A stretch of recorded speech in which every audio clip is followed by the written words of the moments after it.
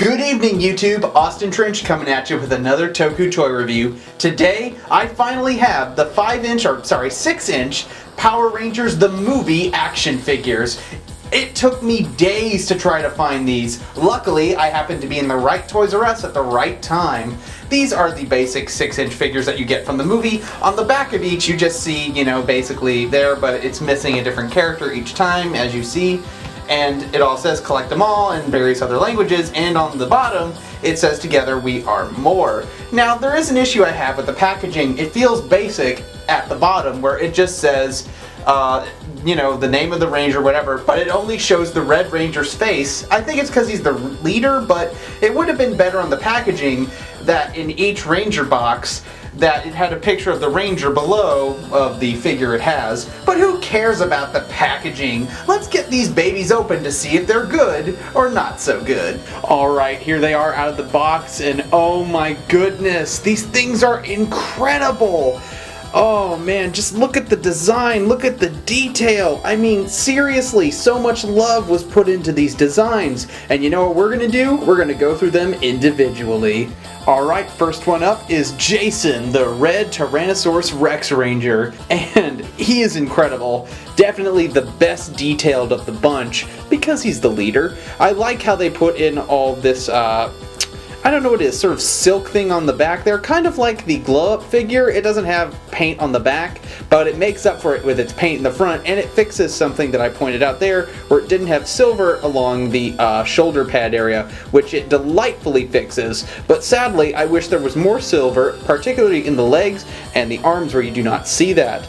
But I really do love that they got the likeness of the suit correct. And I'm glad that they got the Morphin grid very, very, very well done in its sort of paint. And I really think that helps the figure, especially when you consider how much these figures are going to be glowing once we see them in the film as the Power Rangers in full costume. For a quick little size comparison, I have the new movie Red Ranger and the old movie Red Ranger. As you can see, the new figures tower the old ones, but then again, the Red Ranger I have from the 90s movie is a exclusive toy, while the regular one I have here is a basic figure, but he's also taller than them as well. So who knows, if these movies do well, we might get the 6-inch Ranger figures again, the really big ones that we all know and love.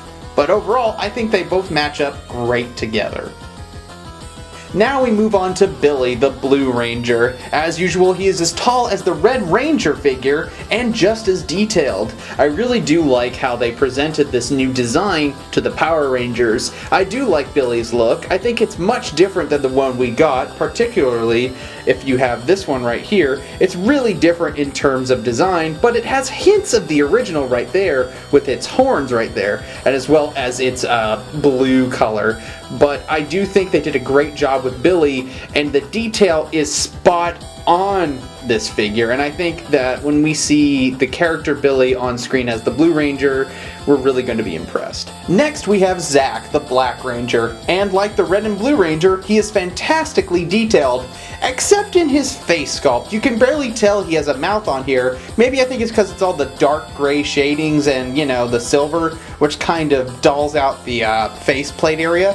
But I am fascinated by it. Now, the silver on this is a bit different. It feels more darker and grayer. Then again, he is the Black Ranger after all. But I am absolutely impressed with what we've got here. It truly is a marvel to see that Bandai is really taking into consideration the size and posability and shape of their toys. Now we move on to Trini, the Yellow Ranger. I love how this design looks as well. I love the shape of the helmet that they presented, which really matches more of the Pink Ranger's helmet, but the Pink Ranger has her own design, but I can understand why they changed it. As usual, I like to point out with that, which I didn't do with the Black Ranger, sorry, that you can see that there is a bit of a difference going on here. I really wish that they kept the sort of animal style to there, and you can tell in the light right here that they have bits and pieces of eyes and everything, which makes me wonder, why didn't they paint that there? I feel like that was a paint mishap. Hopefully with future figures, when the franchise finally kicks off, we'll get a better sort of helmet design for this. One issue I have to point out with her figure is that it's hard to keep her standing up most of the time. You have to get it just right just to be this way. I also like to point out that the figure is a little too thin, counting the Rangers being more bulkier, and especially since the suit designs give them more bulk to them. So I don't know why they're super thin, maybe it was a plastic shortage, but it's fine, you know? It still matches the look of the new Rangers, and I'm thoroughly impressed with what we've been given.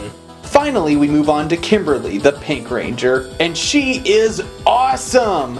She looks exactly like how she should. I love this sort of alien design that she has there, like with all the other Ranger figures, but hers seems the most alien. I really love how it looks on the back as well. They put a lot of detail on the back here, and the pink plastic has better sort of definition than the yellow, red, blue, and black plastic. I don't know why, but it's absolutely great. Her posability, like the Yellow Ranger, is simple. You can do this, this, and this. And this as well. Turn it there. All the Rangers can do that. But again, with the female Ranger figures, it's hard to have them stand up. I have to have them kind of crouch like this a little bit just to get it to stay like that. And I really wish that you could move the Rangers' heads up and down instead of left and right, because that makes it a bit hard to do that. But these are basic movie figures, and they overall did a great job with what they've been given. Finally, we move on to the weapons. Now get this, Jason is the only one with a sword, but everyone else has these sort of blaster hands, kind of like in the movie Turbo Kid, but don't worry, you can interchange them, since I know that each Ranger will have their own sword, but I'm a bit shocked that they all didn't come with one, especially since, you know, we don't even know that these Rangers have any weapons that they combine into one giant weapon other than the Zords. But that really, you know, perplexes me, but it doesn't bother me that much. These are still cool to have on the figures, which I will show right now. So here they all are with their powers, and you know what? They look absolutely awesome in them. Although I still wish they had their own individual weapons that look different according to their abilities, but this is fine. I mean, I don't know if they'll even be using something like this in the actual movie other than, you know, Jason's sword, but they do all look great together. And that was my review of the 2017 Power Rangers action figures. They're a lot of fun, they have great posability, they have great paint applications, but they're difficult to stand, and that's going to be a problem. But overall, I'm giving them a 9 out of 10.